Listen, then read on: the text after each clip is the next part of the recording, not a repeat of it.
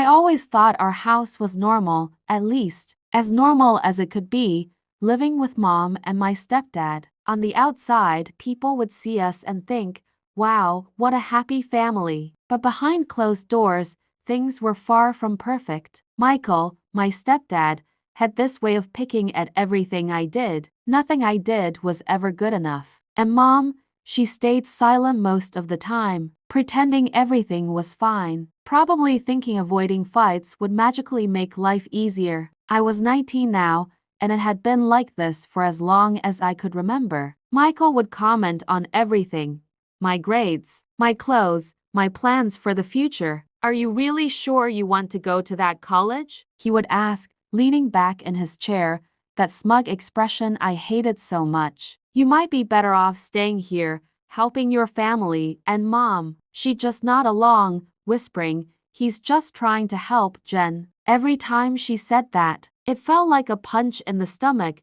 And then there was Liam, my little brother, 6 years old, full of laughter and innocence. I was fiercely protective of him. He was the only part of my life that felt untouched by Michael's constant criticism. Seeing him happy, seeing him laugh, it was like the only proof that our family wasn't completely broken. I had a part-time job at the local cafe. Every penny I earned was my ticket to freedom, to independence, to college, to a life where Michael couldn't control me. But he didn't see it that way. Why are you wasting your time working when you could be here, helping your family? He said one evening, grabbing my paycheck right out of my hands. I froze. That money, it wasn't just cash, it was my independence, my dreams, and now, it was gone, or at least, it felt like it. I tried to argue, tried to tell mom, it's my money, mom, I earned it. Her sigh was heavy, her eyes full of that weary defeat she always carried. Jen, don't make this a fight. He only wants what's best. And just like that, I swallowed my frustration. I backed down, because trying to fight was pointless. The nights were the worst. Lying in bed, staring at the ceiling, listening to Liam's soft breathing from his room, I felt trapped. I couldn't shake this feeling that my life wasn't mine, that Michael had already started shaping it in ways I didn't want. Even simple things, like what I could wear or which friends I could see, were under his scrutiny. And mom, she never defended me. Not once. It wasn't just control. It was subtle manipulation. Little comments here, little restrictions there. And each day, I felt myself shrinking, my voice getting smaller, my confidence fading. I started second-guessing myself constantly. Was I overreacting? Was Michael right about me needing to stay home, to put my family first? But deep down, I knew something wasn't right. One afternoon, I sat in my room, looking at the college brochures spread across my desk. I had dreams, big dreams. I wanted to leave, explore, make something of myself. And yet, every time I thought about telling Michael or mom, a knot formed in my stomach. I had to choose my words carefully, avoid setting him off, avoid another fight that would end with him smirking and mom silently agreeing with him. I remember looking at Liam playing on the floor with his toys, completely unaware of the tension hanging over our heads. I wanted to scream, to tell him he'd never have to feel trapped like I did. But what could I do? I was 19, living under the thumb of a man who acted like he owned my life. That night, I couldn't sleep. I kept thinking about all the little ways Michael controlled everything, all the moments mom stayed silent, all the times I let it slide to keep peace.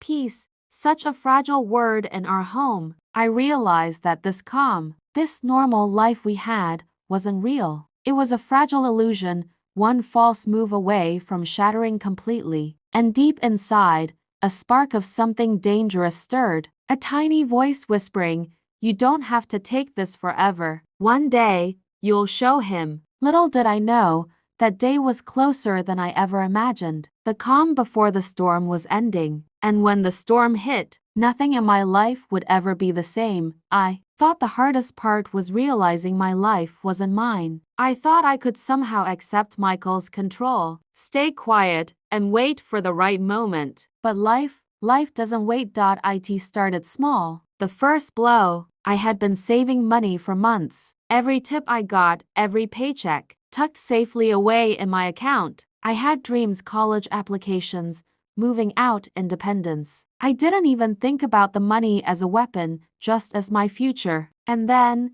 one evening, I realized it was gone. Michael had taken it. All of it, my savings, every cent I had earned with my own hands, gone. He called it family expenses, and Mom, she didn't even flinch. It's for the family, Jen, she said softly. Her voice was gentle, almost apologetic, but it felt like betrayal. My family, or his family? I felt anger boiling inside me, a heat I had never felt before. I wanted to scream, to shout, to throw things across the room, but I stayed quiet. My voice was small, my tears hidden. I didn't want to give him the satisfaction of seeing me break. Michael's control didn't stop there. Every day, he found new ways to limit me. Where are you going? Who are you seeing? He would ask, his tone calm, almost caring, but I knew better. It was a trap. Every friend I tried to see, every little freedom I tried to claim, came with a lecture, a restriction, a warning. Mom, she stayed silent. She said nothing, not a word of support. Sometimes I caught her watching me with guilt in her eyes, but she never defended me. Not once, and each day, I felt smaller, less than me. Liam was the hardest part. I couldn't let this spill over to him. I had to be strong, even when I felt powerless. I tried to act normal, to joke, to play, to keep the house feeling safe. But Michael's presence was heavy, like a storm cloud that refused to pass. One afternoon, I overheard a conversation I wasn't supposed to hear. Michael and Mom were talking in the kitchen. She's too independent, he said. We need to teach her responsibility. She doesn't understand yet. Mom didn't argue. She just nodded. I know, she whispered. Responsibility. That's what they called stealing my future. That's what they called controlling me, restricting me, making me feel trapped in my own home. That night, I lay awake, staring at the ceiling, feeling the weight of betrayal crushing me. The money, my freedom, even my dreams all slipping away. And no one to fight for me. Not Mom, not Michael, just me. And yet, beneath the anger, beneath the despair, a seed of determination began to grow. I couldn't fight him openly, not yet, but I could watch. I could wait. I could plan. I started noticing things. How Michael spent money secretly. How he lied to Mom. How small mistakes he made could be traced, recorded, remembered. I didn't know how yet, but one day, I would turn this around. For now, I had to survive. For Liam, for me, for the dream that Michael thought he could crush. I was just 19, trapped in a house that didn't feel like home, but somewhere deep inside, I knew the first blow was only the beginning. And when the time came, he would regret ever underestimating me. I had always known Michael was controlling. I had always known he wanted to keep me close, under his watch, like a bird in a cage, but nothing could have prepared me for the moment he shattered the one dream I had been holding on to. It was a Friday morning when I found the letter. It was lying in the mailbox, with my name printed neatly on the front. My hands were shaking as I opened it, my heart pounding in my ears. Congratulations, Jennifer. The words blurred for a second as tears welled up in my eyes. I had been accepted into my dream college miles away from home, in a city where no one knew Michael, where no one could tell me who to be or what to do. It was freedom, pure freedom. I couldn't wait to tell Mom. I imagined her hugging me, telling me she was proud. I even imagined Michael's face cold, maybe even angry, but none of that mattered. This was my ticket out. But when I walked into the kitchen, letter in hand, something felt wrong. Mom wouldn't meet my eyes. Michael was leaning against the counter, smirking, like he already knew something I didn't. What's that? He asked casually. My acceptance letter, I said, trying to keep the excitement in my voice. I got in. This is it. Mom, I can finally. You're not going, Michael interrupted. His voice was calm, steady, like this was already decided. I froze. What? He shrugged. We already declined their offer. My stomach dropped. What do you mean we? Mom shifted uncomfortably, glancing between us. Jen, Michael took care of it. You can't just run off and leave us. Liam needs you here. We need you here. I could barely hear her over the roaring in my ears. You declined for me. My voice cracked. Michael didn't even flinch. You're not ready for that kind of responsibility. You'd fail, and then where would you be? Better to stay here, help out, learn how the real world works. I couldn't believe what I was hearing. I grabbed the letter, flipping through the pages, but then I saw my signature. Only, it wasn't mine. It was forged. You forged my name. My voice was barely a whisper. Michael smiled faintly. Sometimes we have to make decisions for the good of the family. The good of the family. That phrase burned in my mind. It wasn't for the family, it was for him. He wanted control. And now, he had taken the one thing I had been working for all these years. I stumbled back to my room, clutching the letter like it was a piece of me he hadn't managed to destroy. I felt hollow. My dream gone. My future stolen. And the worst part, Mom let it happen. That night, I sat in the dark, staring at my ceiling, replaying every moment of the day. I thought about all the shifts I'd worked, all the nights I'd stayed up studying, all the times I'd imagined my life away from here, all for nothing. For the first time, I felt something deeper than anger. It was a cold, sharp determination. If Michael thought this was over, if he thought this was enough to break me, he was wrong. They had taken my dream, but I still had time. I still had myself, and I would find a way to take back everything he had stolen from me. After that day, something inside me changed. I stopped hoping Michael would ever treat me like an adult. I stopped expecting Mom to defend me. The dream was gone, at least for now, but that cold, sharp determination I felt the night I found out it didn't go away. It grew. For weeks, I played the role they expected. I nodded when Michael talked. I helped around the house. I stayed quiet. If they noticed the change in me, they probably thought I had finally learned my place, but they were wrong. I wasn't giving up. I was planning. The first thing I needed was evidence. Michael liked to think he was clever, but I'd been paying attention. He had his personal spending habits, things Mom didn't know about, new tools that never got used, expensive dinners with business friends, cash withdrawals he never explained. Every time I caught something suspicious, I wrote it down. Dates, amounts, times. I kept the notes hidden deep inside an old book no one would touch. Then there was the money he took from me. I couldn't get it back, not all at once, but I could start again. I began skimming small amounts from grocery change, tips from helping neighbors, even loose coins I found around the house. It wasn't much, but I treated every dollar like a piece of my freedom. The next step was building allies.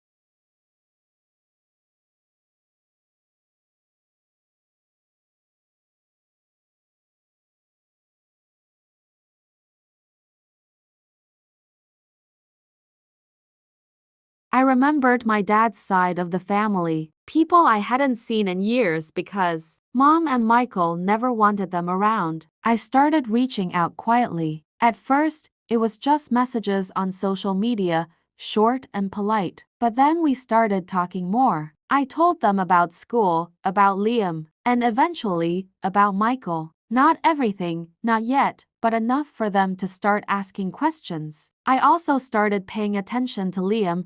Michael liked to think of him as his son, but I saw the little ways Liam would avoid him, how he'd relax the moment Michael left the room. It broke my heart, but it also made me more certain. I wasn't just doing this for me, I was doing it for him too. One night, after everyone was asleep, I sat at my desk with a small notebook open, the lamplight spilling across the pages. I wrote down everything: the money he stole, the forged signature on my college letter, his secret spending, every moment he undermined or manipulated me. Looking at the list, I realized something. I had enough to make him look bad in front of the people who mattered: family, friends, even Mom, but it had to be the right moment. That moment came sooner than I expected. One Saturday morning, I overheard Michael on the phone. He was in the garage, speaking in a low voice, but I caught enough. He was planning to sell the family car, Mom's car, and keep the cash. That was it. That was the move that would bring him down. I spent the next week preparing. I copied my notes, made digital backups, even sent some to my relatives. I rehearsed exactly what I would say, how I would say it, how I would look him in the eye when I tore down his perfect little world. I could feel it building inside me, the moment where all the quiet, all the pretending, all the swallowed anger would explode into the truth. And when it happened, I promised myself it would be public, undeniable, and final. The morning of the confrontation felt strangely calm. The air was heavy, like the world itself knew what was about to happen. Michael was pacing in the living room, his keys in one hand, a thick envelope in the other. Mom was in the kitchen, trying to keep her voice steady. As she asked if he really needed to run errands on a Sunday, he brushed her off like always. I sat quietly at the table, my heart pounding but my face neutral. My phone was in my pocket, recording. My relatives were on a group call, muted but listening. Everything was ready. "Jennifer, watch your brother for a few hours," Michael said, already halfway to the door. I stood up. "Actually, Michael, we need to talk." He froze, turning toward me with that smirk he always wore when he thought I was about to back down. "I'm busy, Jennifer. Later." "No, now." My voice didn't shake. I think that's what caught him off guard. Mom looked between us nervously. "What's going on?" I took out the folder I'd been hiding for weeks and placed it on the coffee table. "This is everything you've done. Every lie, every dollar you took. Every time you pretended it was for the family when it was really for you." He scoffed, stepping forward. "What is this, some teenage drama? You think you can?" I cut him off. "You forged my signature to cancel my college acceptance. You stole the money I saved for years. You've been planning to sell Mom's car today and keep the cash." Should I keep going? His face went pale, but I wasn't done. I turned to Mom. "I have proof. Bank statements, screenshots, even a recording of him bragging about how easy it is to control us." Michael's voice rose. "That's enough." But before he could grab the papers, Mom stepped between us, her eyes wide and furious. "Is it true?" He stammered something, but the sound of my phone buzzing cut through the tension. It was my aunt's voice, loud and clear on speaker. "We heard everything, and we're on our way." Michael's mask cracked. "You little don't," I warned, holding his gaze. "Because if you touch me, every copy of this goes to the police." Silence. The only sound was the ticking clock on the wall. Then Mom spoke, her voice shaking not with fear, but with rage. "Get out, right now." Michael tried to protest, but when my uncles arrived minutes later, there was no more talking. They escorted him out, leaving behind the envelope, the keys, and a stunned silence. I felt my knees go weak, but I didn't cry. Not yet. Later that evening, Mom came into my room. She sat on the edge of my bed, her eyes red. "I'm so sorry, Jen. I should have believed you. I should have protected you. I just nodded. It's over now. The next week, I packed my bags. My relatives helped me move into a small apartment near the college I thought I'd never see. On my first night there, I stood by the window, looking out at the city lights. The air felt different, lighter, warmer, for the first time in years. I could breathe without feeling like someone was standing on my chest, and I knew, deep in my bones, that I hadn't just escaped Michael. I had taken back my life.